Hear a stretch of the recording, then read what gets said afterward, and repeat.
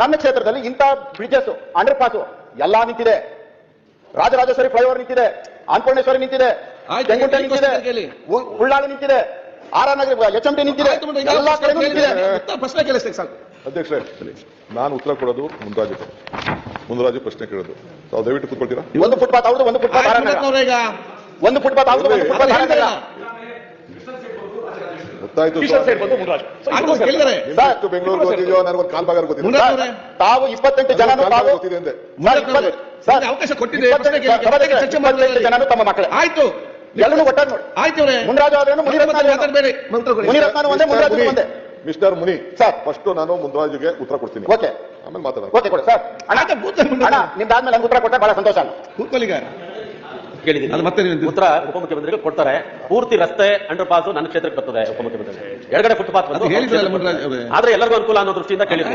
But ನನಗೆ ಇದು ಬಹಳ ಅವಶ್ಯಕತೆ ಇದೆ. ಅದಕ್ಕೋಸ್ಕರ ನಾನು ಅಧ್ಯಕ್ಷೆ 25 ಪ್ರಶ್ನೆ ಹಾಕಿದ್ವಿ, ಒಂದು ಪ್ರಶ್ನೆ ಸ್ಟಾರ್ ಬಂದಿದೆ. ಒಂದು ಪ್ರಶ್ನೆ ಸ್ಟಾರ್ ಆಗಿದೆ. ಗಮನ ಸೆಳೆಯೋ ಸೂಚನೆ ಕೇಳಿದ್ರೆ ಗಮನ ಸೆಳೆಯಿರಿ ಅಂತೀರಾ? ಏನ್ ಹೇಳ್ಬೇಕು ನಾವು? ಸಮಸ್ಯೆ ಸಮಸ್ಯೆ ಇಲ್ಲ ಹೇಳಿದೆ ಸುಮ್ಮನೆ ಕೂತ್ಕೊಂಡಿದ್ರಿ. ಅದೇ ಪ್ರಶ್ನೆ ಮತ್ತೆ ತಾವು ಕೇಳ್ತಾ ಇದ್ರಿ. ನಾನು 3 ಸಾರಿ ಬಂದಿರೋದು. ಏನೇ ವಿಷಯದ ಮೇಲೆ ಎಷ್ಟೇ ಸಾರಿ ಮಾತಾಡ್ತಾರೆ ನಾನು ನೋಡ್ತೀನಿ.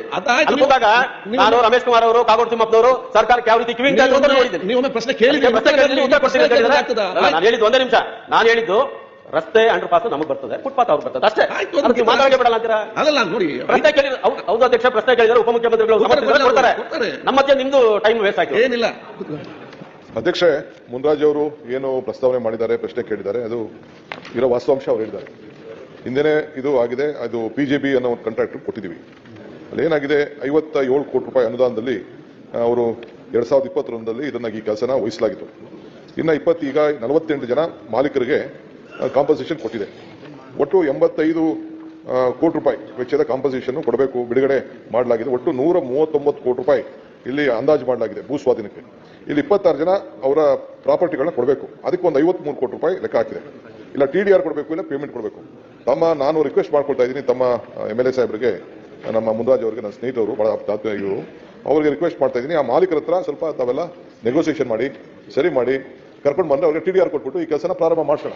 ಅದೇನು ತೊಂದರೆ ಇಲ್ಲ. ಅವ್ರು ಕೇಳಿದ್ರೆ ಬಹಳ ದಟ್ಟಣೆಯಾದ ಪ್ರದೇಶ, ಇಂಪಾರ್ಟೆಂಟ್ ಕೆಲಸ, ಅದು ಕೇಳೋಣ. ಮಿಸ್ಟರ್ ಮುನಿ ಕೇಳ್ತಾ ಇದ್ದಾರೆ. ಆ ಮುನಿ ಅವರು ಒಂದು ಪ್ರತ್ಯೇಕವಾದ ಪ್ರಶ್ನೆ ಹಾಕ್ಲಿ, ಅದಕ್ಕೆ ಉತ್ತರ ಕೊಡೋಣ.